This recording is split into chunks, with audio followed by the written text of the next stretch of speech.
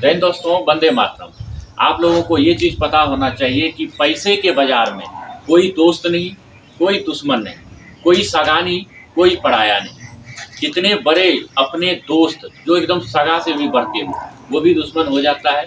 और जो अपना भाई हो, भतीजा हो, चाचा हो, मामा हो, ताऊ हो, पैसे के सामने में सभी के सभी बैर हो जाता है।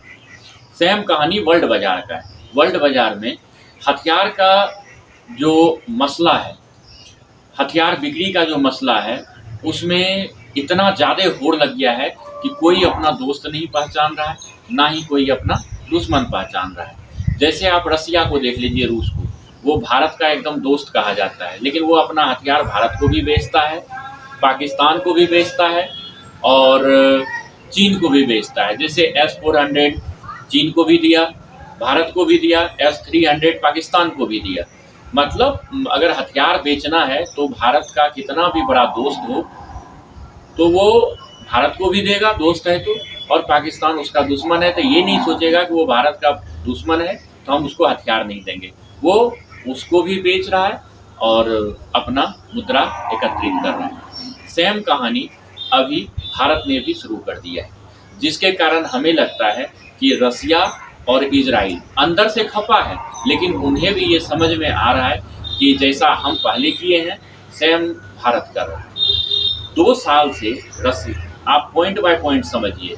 फर्स्ट पॉइंट में हम आपको बताएंगे रसिया और यूक्रेन वाला, और सेकेंड पॉइंट में इजराइल और ईरान वाला। फर्स्ट में जैसे देखिए, रसिया को हथियार 2 साल से यूक्रेन के साथ लड़ाई चल रहा है। आप सबों को पता है कि यूक्रेन की जो मदद है वो अमेरिका और जितने भी नाटो देश सदस्य हैं वो सभी कर रहा है उसका मदद। तो उससे क्या हो रहा है, रूस का आर्थिक स्थिति धीरे धीरे कम हो रहा है। हथियार, गोला बारूद उसने जितने बनाए थे वो सब खत्म हो रहा है।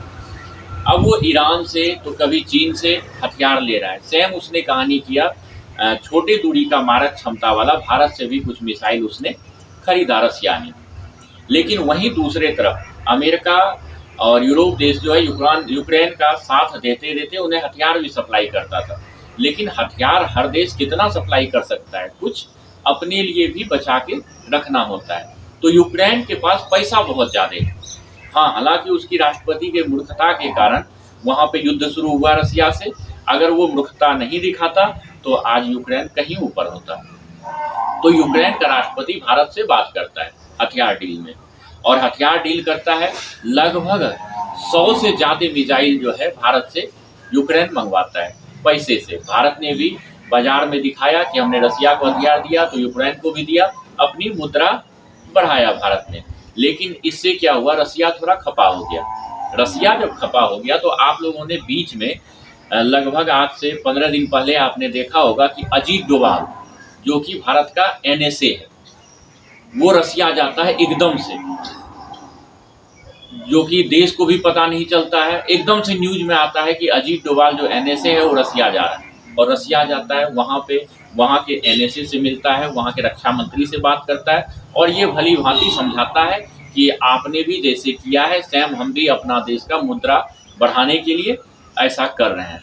और ये जो है वर्ल्ड बाजार का ये नियम है, आप किसी को भी हथियार बेच सकते हैं, आपको कोई रुकावट नहीं है। तब रसिया को समझ में आया। यहाँ पे रसिया थोड़ा सा मनमुटाव हुआ था, लेकिन वो समय पे आ गया। दूसरा पॉइंट पे इजराइल में आते हैं। इजराइल के पास भी एयर डिफेंस का जितना भी मिसाइल था वो सब उसका खत्म हो गया। इस कारण से ईरान ने जो 300 मिसाइल दागे थे इजराइल के ऊपर, तो उसमें से काफ़ी जो मिसाइल थे वो उसके शहर पे गिरे थे, कुछ ही जो थे आकाश में डिस्ट्रॉय हुए थे आयरन डोम के कारण। उसके पास भी मिसाइल खत्म हो गया। तो उसने क्या किया, भारत से पिनाका नाम का एक मिसाइल है, पिनाका जो छोटी दूरी का सटीक मिसाइल है और अपना अचूक निशाना बनाता है, कभी भी अपने लक्ष्य को गलत साबित नहीं होने देता है। वो इजराइल ने खरीदा और अच्छा उसने प्रयोग किया लेबनान में और सीरिया में।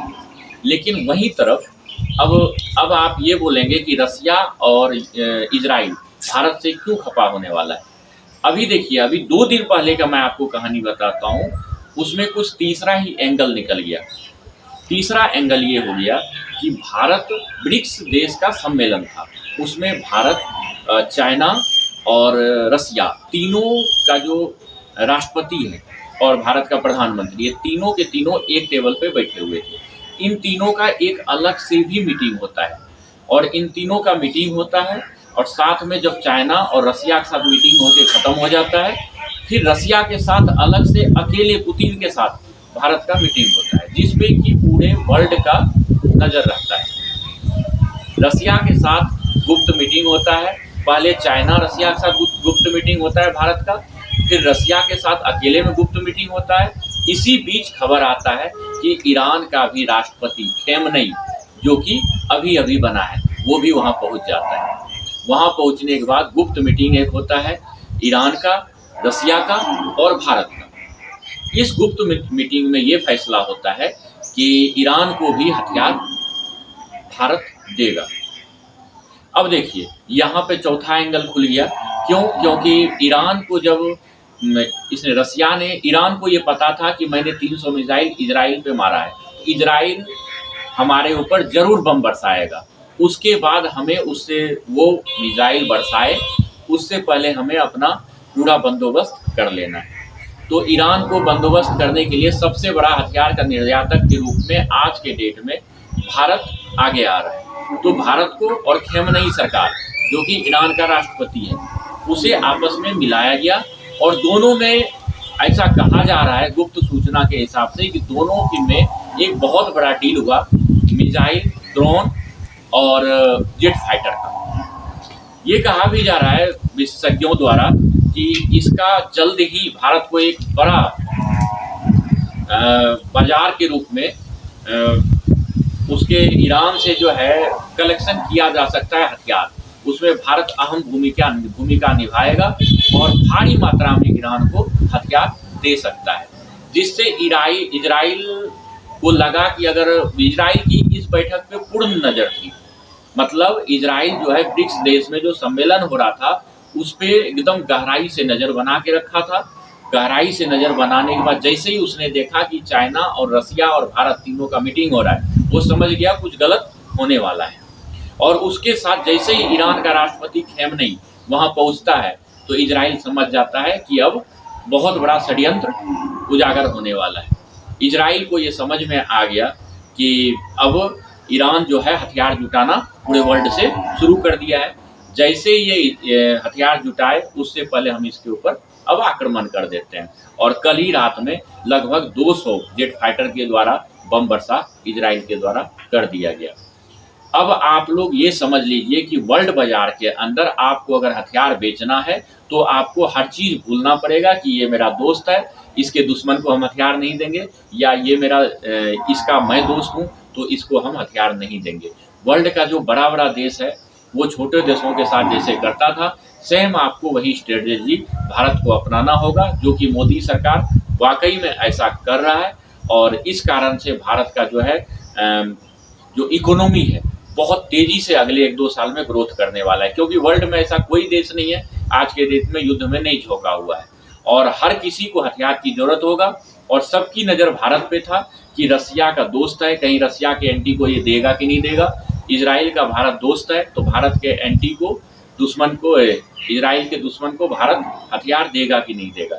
लेकिन वहीं रसिया को हथियार देके, सेम उसके दुश्मन यूक्रेन को हथियार देके भारत ने साबित कर दिया कि हमारे हथियार के बाज़ार में ओपन बाज़ार है, चाहे वो दोस्त हो चाहे दुश्मन हो, जिसे भी हथियार लेना है वो आए, पेमेंट करे और हथियार का खेप ले जाए। धन्यवाद।